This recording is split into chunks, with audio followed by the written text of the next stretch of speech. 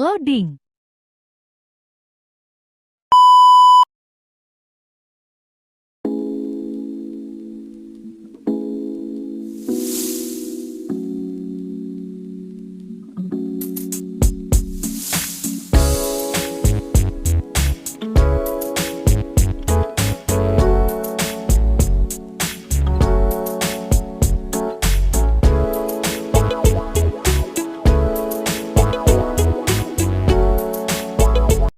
Hai hai hai, selamat datang di channel aku dengan Hida.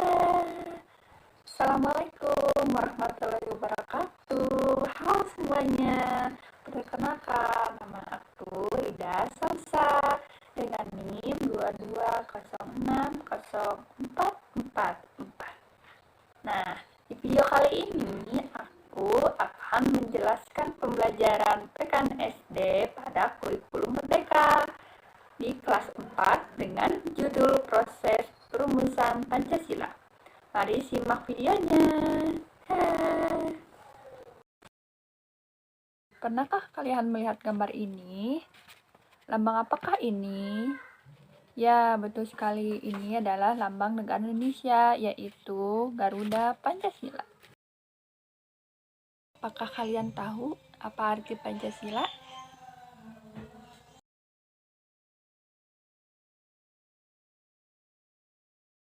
Pancasila berasal dari dua kata, panca dan sila. Panca itu artinya 5, dan sila itu artinya dasar atau aturan. Jadi, Pancasila, kalian tentu pasti hafal dong sila Pancasila dan simbolnya. Yuk kita ingat kembali dan kita pelajari lagi. Pertama ada ketuhanan yang Maha Esa dengan simbol bintang. Yang kedua ada kemanusiaan yang adil dan beradab dengan simbol rantai. Yang ketiga ada persatuan Indonesia dengan simbol pohon beringin. Yang keempat ada kerakyatan yang dipimpin oleh hikmat kebijaksanaan, permusyawaratan atau perwakilan dengan simbol kepala banteng. Yang kelima ada keadilan sosial bagi seluruh rakyat Indonesia dengan simbol padi dan kapas. Nah teman-teman, tahu tidak ini siapa? Ini adalah Ketua BPUPKI, Dr. Rajiman Widyodiningrat. Pancasila merupakan dasar negara Indonesia yang dirumuskan sebelum Indonesia memproklamasinya. Jadi, Indonesia merdeka pada tanggal 17 Agustus 1945. Itu dirumuskan sebelum Indonesia memproklamasi kemerdekaan. Perumusan dasar negara dilakukan dalam sidang BPUPKI atau Badan Penyelidik Usaha Persiapan Kemerdekaan Indonesia. Selaku Ketua Badan Penyelidik Usaha Persiapan Kemerdekaan atau BPUPKI, Dr. Rajiman Widyodiningrat dari mulai sidang pengajuan suatu masalah sebagai agenda utama. Nah, teman-teman, masalahnya tuh apa ya?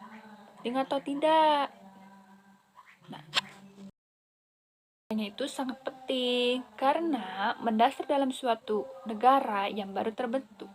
Dalam sidang BPUPK tersebut, proses perumusan dasar negara Indonesia dimulai dalam sidang pertama BPUPK. Ini adalah 3 tokoh yang menyampaikan gagasan tentang dasar negara. Ada Insinyur Soekarno, ada Supomo, yang ketiga ada Muhammadnya. Jadi, 3 tokoh tersebut adalah yang menyampaikan gagasan tentang dasar negara. Yang pertama ada Muhammad Yamin, yang dengan menyampaikan gagasan dasar negara pada 29 Mei 1945. Berikut gagasan negara yang beliau sampaikan. Yang pertama ada pri kebangsaan, yang kedua ada pri kemanusiaan, yang ketiga ada pri ketuhanan, yang keempat ada pri kerakyatan, yang kelima ada kesejahteraan.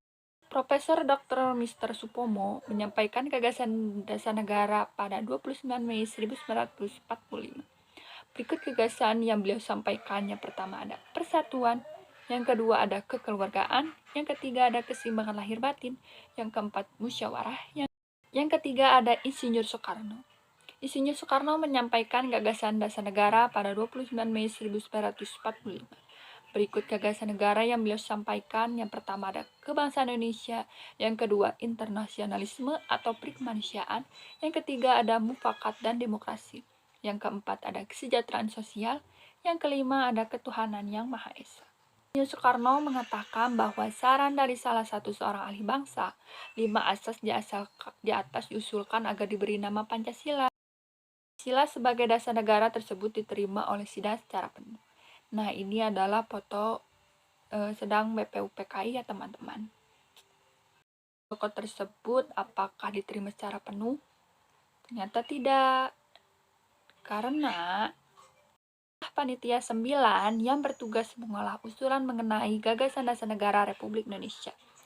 Nah, di sini adalah 9 tokoh Panitia 9. Yang pertama ada Insinyur Soekarno, yang kedua ada Profesor Muhammad Yamin, yang kelima ada Dr. Andes Muhammad Hatta, yang keempat ada Mr. A. Maramis, yang kelima ada Raden Abi Kusno, yang keenam ada Abdul Kahar, ketujuh ada Agus Salim, yang ke-8 ada Haji Wahid Hashim, yang ke-9 ada Mr. Ahmad Syebari.